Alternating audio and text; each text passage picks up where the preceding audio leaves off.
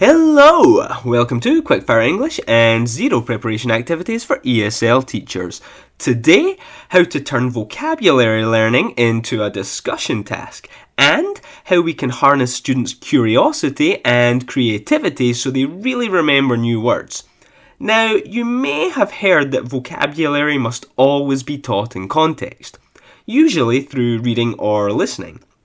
But while it's true that context is a huge benefit to grasping meaning, I realised years ago that in my own language learning, very often I don't actually learn words in context.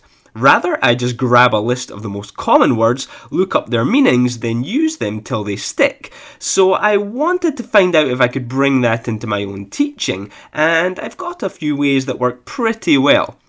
One I'll show you today is this.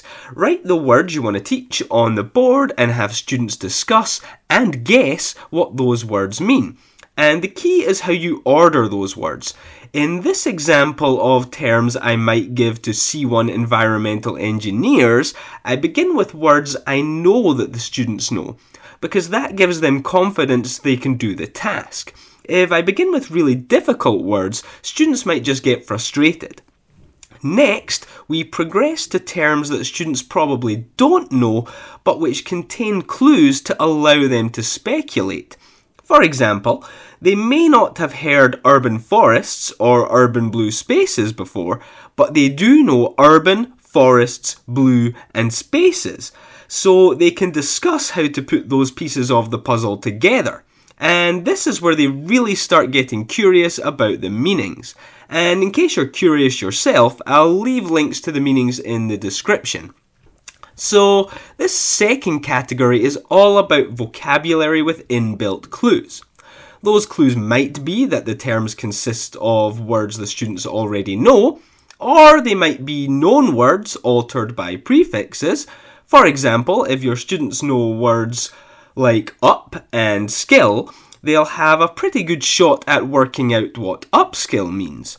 Or maybe the clue is just that the English word is very similar to the word in the student's own native languages. Okay, the final row contains more difficult words, words the students probably don't know and which don't have obvious clues as to their meanings. If you begin with these, your students might get frustrated pretty easily.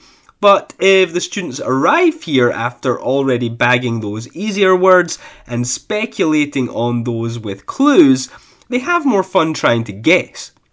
So this is the explore stage of the task, and it leverages elements of inquiry learning and constructivism to engage students' curiosity and help them construct meaning. And if you want to read about these terms, there are links in the description. Next, explain. I ask each group what they think each term meant. And now students are really interested in finding out the correct definitions, especially if different groups have different and competing ideas, because everybody wants to be correct. So when I give the answers, there's usually a pretty lively reaction, a lot of eyeing, laughing and or celebrating. So how do we get students to use their new vocabulary? Well, I have two favourite options. The first is highly simple yet highly effective. I get the groups to create and write down questions containing each of the terms we've just learned. One question per term. That way I can ensure they're using the words correctly by checking their questions. Then I send them into a mill drill. Students walk around the room asking other students their questions. So now they're using and hearing the words again and again and again. Another option is buzzword bingo. Students write the new words on a piece of paper and I give them a topic to discuss. While they discuss, students have to work the new words into the conversation as naturally as they can. Each time they use a word, they cross it off their list, and the winner is the first to cross off all the words. Now, if you got something out of this video, please give it a like and consider sharing. And if you want more videos like this, hit subscribe and the bell for notifications. Okay, we are out. Cheers for watching, and I'll see you in the next video.